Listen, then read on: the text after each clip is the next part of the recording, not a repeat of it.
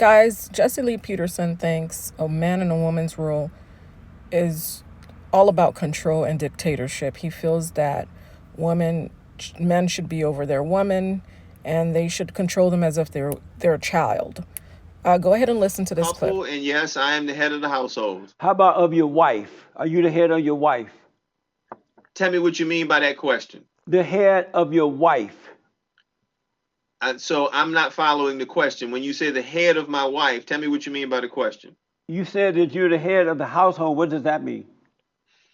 That means to me that we are a family that follows the Lord. I am the head of the household, as in I am definitely the head of the family, but God is the one who guides us all in our actions. So are you the head of your wife? I'm the head of my household. But not your I wife. I would hope that every individual would subscribe to a belief, every Christian individual would subscribe to a belief where God is the head of their life. And so God said that men are the head of their wives. You don't believe that? Oh, I didn't. We have different terminologies there. I knew exactly where you were going with that reference. God established a hierarchical order where the scripture that you're referencing establishes a hierarchical order where men are heads of the families. Of their wives. Of the families. He said the wife. So why are you changing that? I guess it depends on which version of the Bible you're looking at. I have at least 3 different versions behind me there, and I'm sure we get 3 different interpretations. And does on the your very Bible text say you're not the head of your wife? I'm the head of my family. I'm the head of my household. Amazing. My wife is a member of that household. However, I also married an independent woman who is also a lawyer, who I value as a companion and I value as an equal. But I do recognize that theologically, I am the head of our household. So you are married to a lawyer? My wife is my partner. Are you married to a man? My wife is my partner. Is it a male or a female?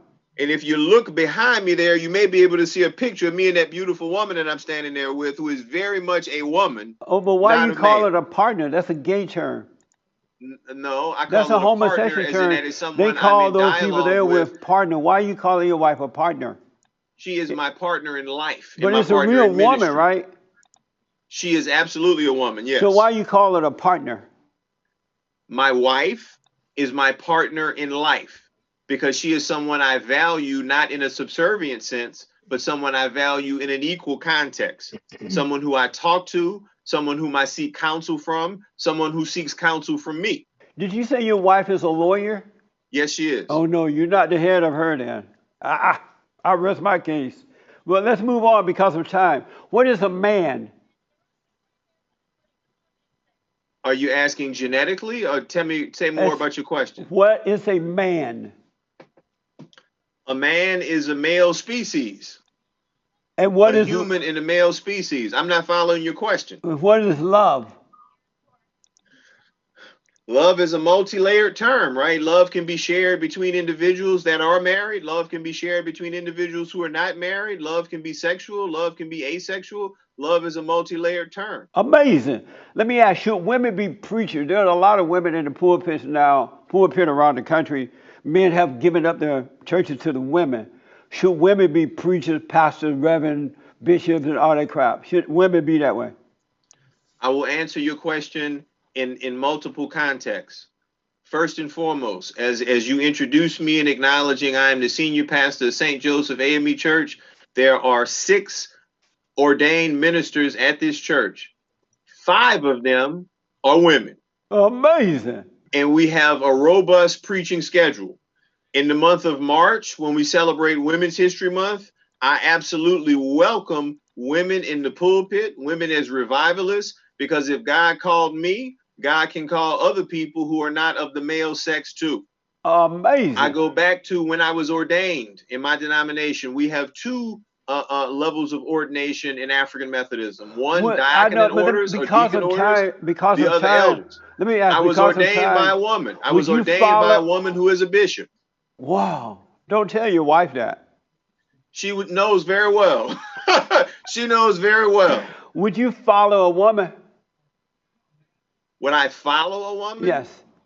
I guess it depends on the context. Meaning what? You clarify your question. When I follow, in what context? Period. I guess it depends on the context. So would you follow a woman? I have no reason to discriminate against anybody based on gender, based on ethnicity. No reason to discriminate against anybody. Would you If to follow? follow your question as it is to a logical conclusion, if I said, how do I get from here to the interstate? Oh, come on, just follow me. I'm going that way now. I've just followed somebody. If they so happen to be a woman, So so you be said it. But you if would, they know where the interstate you is, said I that have no problem in you said following you that would person. follow anyone, and it's not based on gender or sex and all that kind of stuff. Am I right? I didn't say that. What'd you say? I said my allegiance to follow has got to be something that is developed. That's based on a trust, and that's based on an intuitiveness. It may or may not correlate to gender, but I have no reason to discriminate based on gender.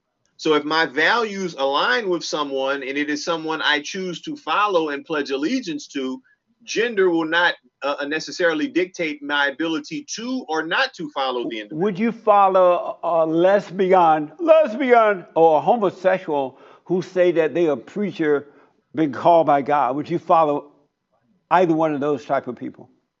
I don't discriminate against anyone. So you would follow them as well? Again, following someone to me is multi-layered. It has to do with a trust. It has to do with an intuitiveness. It